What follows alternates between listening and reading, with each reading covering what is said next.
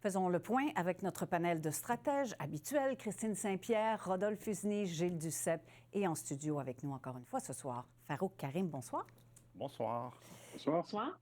On va parler évidemment de la campagne, on va parler des tarifs ensuite si vous voulez bien. Mais dans cette campagne, prenons en particulier hier soir, c'était l'émission spéciale de Radio-Canada, produite par Radio-Canada à Montréal, 5 chefs. Une élection. Les chefs répondent aux questions des journalistes. Hein? Ce n'est pas un débat, ce n'est pas la formule, mais quand même, ce sont des entrevues assez serrées. Alors, ce que j'aimerais savoir, c'est quelle note vous donnez aux chefs. On va commencer par Farouk, tiens. À tous les chefs? À tous les chefs, oui, de 0 à 10, disons. Moi, je vous dirais que, très honnêtement, je regardais une chose, c'est-à-dire la qualité du français de M. Carney. Je crois que les yeux étaient tournés là-dessus. Non seulement sa qualité de son français, mais aussi sa connaissance des enjeux du Québec. Pourquoi? Parce que depuis le début de la campagne, c'est une béquille, c'est un boulet même au pied de M. Carney. Et je trouve que sur son français, il s'en est plutôt bien tiré. Je crois qu'il bénéficie du fait que tout le monde dit que son français est mauvais et donc la barre est très basse. S'en est plutôt tiré. Sur les enjeux, ça semble encore un peu confus. Sur la gestion de l'offre, oui, il le garantit, il ne veut pas de législation. Donc, il y a encore des efforts à faire du côté de M. Carney pour le Québec. Rapidement, pour les autres chefs, je trouve que se sont très bien débrouillés. Leur qualité, évidemment, M. Blanchet, son français, on passera, mais les deux autres, leur qualité de français était très bon et surtout leur connaissance des enjeux du Québec aussi était très bon. Fait que très bonne formule, je trouve. Alors, pour Mark Carney, quelle note sur 10, on va dire? Pour son français, je dirais 5-6 sur 10. 5-6 sur 10. Bon, parfait. Christine, on arrive à vous. Quelle note à Mark Carney? Tiens, commençons comme ça. Quelle note à Mark Carney dans l'ensemble de l'entrevue, disons? Dans l'ensemble de l'entrevue, moi, je lui donne un bon 8 sur 10, mais j'aime pas ça, les notes, parce que je pense que des fois, on peut être ingrat, mais quand même, M. Carney, hier, dans cette formule-là, oui. Je pense a très bien fait. Il était l'homme qui est le banquier, l'homme de la finance. Il comprend bien les enjeux de la finance mondiale. Il était rassurant. Sur la gestion de l'offre, là, il a fait une erreur, à mon avis, parce que il a parlé, il s'est fait poser la question sur une loi. Alors, il ne savait pas que les libéraux, en fait, le gouvernement, le Parlement avait voté une loi et c'est le Sénat là, qui a cassé cette loi-là. Donc, des libéraux qui se présentent maintenant, qui étaient au Parlement, étaient à faveur de cette loi. Alors, il y a eu un petit problème là. Pour ce qui est de sa performance en français, je suis assez tolérante là-dessus parce que moi-même, si vous m'entendiez parler en anglais, c'est jamais parfait et ça prend beaucoup d'efforts et il a promis qu'il s'améliorerait et je pense que je le crois. Si on passe aux autres chefs, on pourra peut-être y passer tantôt. J'ai des choses à dire aussi sur M. Poilievre, on pourra en parler tantôt. Mais vous n'avez pas l'intention de devenir première ministre, Christine, qu'on sache en tout cas. Alors, c'est ça qui fait la différence. Rodolphe. Alors, parlons de Mark Carney. Note de 0 à 10. Pour son français, je vais lui donner la note qu'il s'est lui-même donnée durant cet exercice, 6 sur 10, concernant le français. Puis c'est vrai que les attentes, en tout cas, étaient un peu basses. Concernant sa performance, moi, je pense que c'est fidèle à lui-même. C'est grosso modo, faites-moi confiance, j'ai l'expérience, mais on est un peu léger en termes de contenu exactement. C'est bien beau de dire j'ai un plan, mais il y a des gens qui veulent savoir exactement c'est quoi ce plan. Je l'ai trouvé un tout petit peu faible aussi à la fin, qu'on lui a demandé c'est quoi le Québec. On dirait qu'il a pris un peu de temps. Il a commencé après à la fin avec Société distincte, etc. N'oublions pas que sous le gouvernement Harper, le Québec est une nation. Donc déjà, j'aurais commencé par ça. Mais je pense que pour l'exercice, ça a été très correct pour lui. Bon rappel à l'ordre, M. Rodolphe. Gilles, note de passage pour Mark Carney ou moins que ça? Moi, vous allez me trouver très sévère. Je donne 5 sur 10. Je vous explique pourquoi.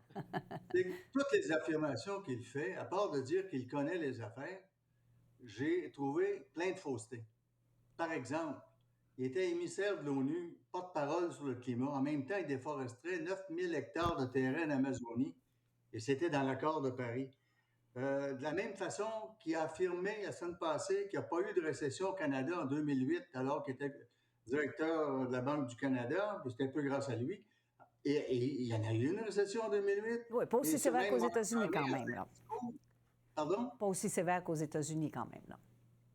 Non, mais il y en a eu une. Il dit qu'il n'y en a pas eu une et il faisait un discours à la Chambre de commerce de Winnipeg en 2010 expliquant c'était quoi la récession au Canada.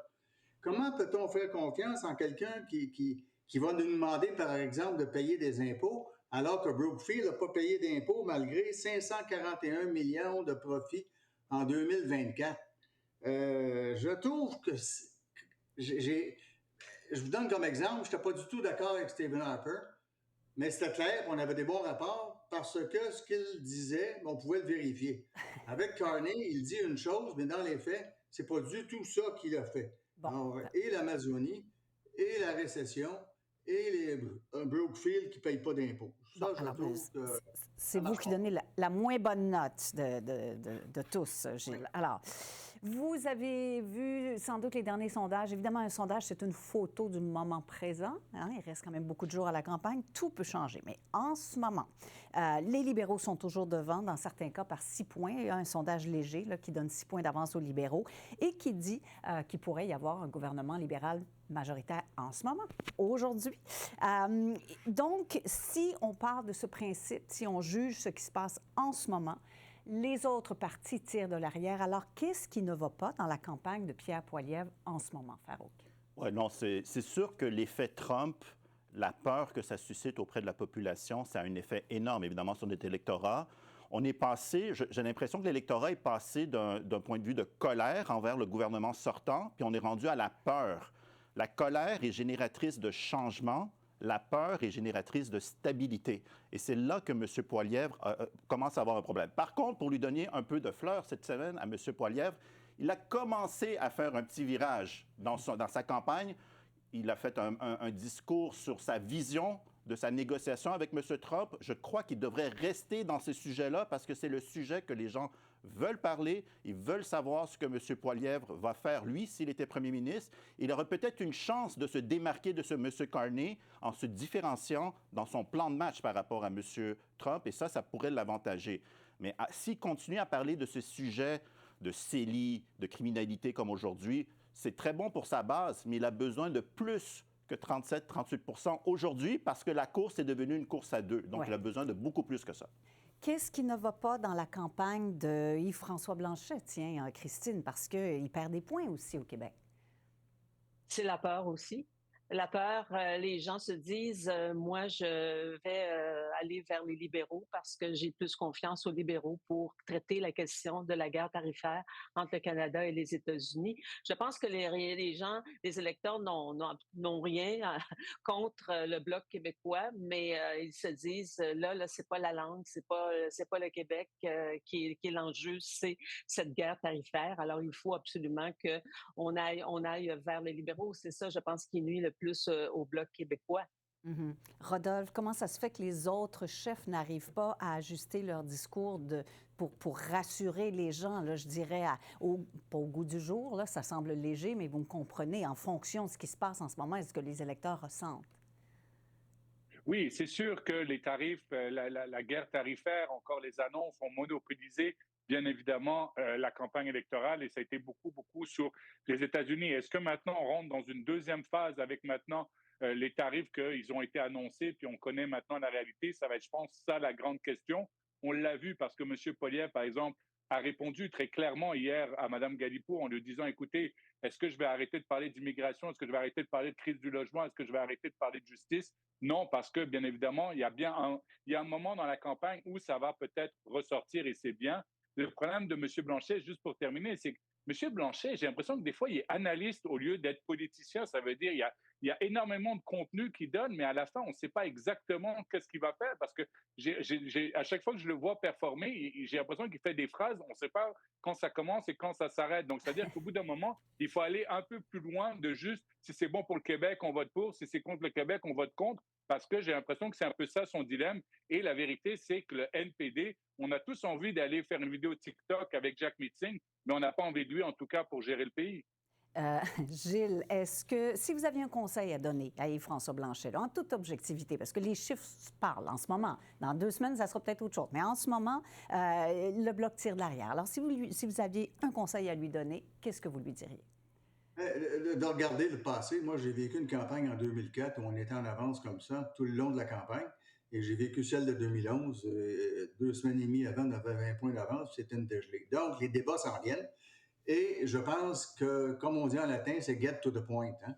Il faut aller directement. Quand on nous dit il faut être à la table pour défendre les intérêts du Québec, d'être au cabinet ou être en majorité en Chambre, Pour reprendre l'exemple du rapatriement de la Constitution, l'Assemblée nationale avait voté 99,8 contre le rapatriement, alors que les libéraux qui étaient à 74, sauf M. Duclos, ont tous voté en faveur. Donc, ils ont trahi ce que l'Assemblée nationale demandait. Oui, mais je ne suis pas sûre que M. Blanchet puisse faire une campagne sur l'histoire comme ça. Il va falloir peut-être qu'il change un peu sa stratégie. Non, mais c'est pas question d'histoire. C'est question de démontrer, c'est bien beau être là, mais si on est vendu aux autres, puis on est minoritaire dans notre propre gang, c'est ça que ça donne, et ça donnait ça que la gestion de l'offre, parce que des négociations précédentes, c'est ça qui a été abandonné. Bon. Or, ils ont à faire cette preuve-là, puis démontrer les incohérences dans le discours de M. Carney, qui affirme avoir fait des choses alors qu'il a fait le contraire. Ça, il faut qu'il le démontre clairement, pas par un long discours, mais par une question très pointue.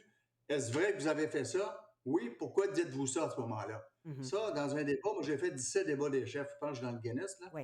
Et c'est la façon qu'il faut fonctionner dans les débats des chefs. Alors, évidemment, comme chaque semaine, on arrive à la fin, il reste peu de temps, puis je veux vous entendre encore sur les tarifs quand même, parce que c'est l'événement de la semaine, peut-être, là.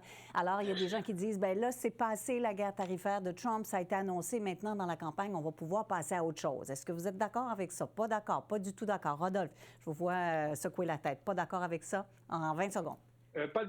Pas d'accord parce que l'impact sur l'automobile va être énorme. Ça veut dire qu'on a vu seulement une entreprise annoncer des pertes d'emploi ou en tout cas une fermeture temporaire. Moi, je pense qu'il va y avoir plusieurs mauvaises nouvelles concernant les tarifs parce que les entreprises sont juste en train d'essayer de naviguer et de voir véritablement l'impact. Oui. Donc oui, je pense que ça va continuer à avoir des nouvelles sur ça concernant les tarifs. Gilles, en 15 secondes, est-ce que l'effet Trump va continuer dans la campagne? Je pense que ça va continuer. Il faut démontrer comment mieux défendre les intérêts du Québec. Il y a d'autres questions comme la position de M. Carney sur le Québec qui vont apparaître, mais l'effet Trump ne disparaîtra pas. Bon. Christine, d'accord, pas d'accord? Ça va continuer à dominer la campagne, je suis convaincue. Farouk? C'est Trump contre le monde, fait que le monde se réveille, fait qu'on va en entendre parler d'ici un mois, c'est sûr. Le monde, c'est aussi nous. Oui, alors, exactement. Effectivement. Merci à vous quatre, encore Merci. une fois cette semaine. Merci. Au revoir. Merci. Au revoir.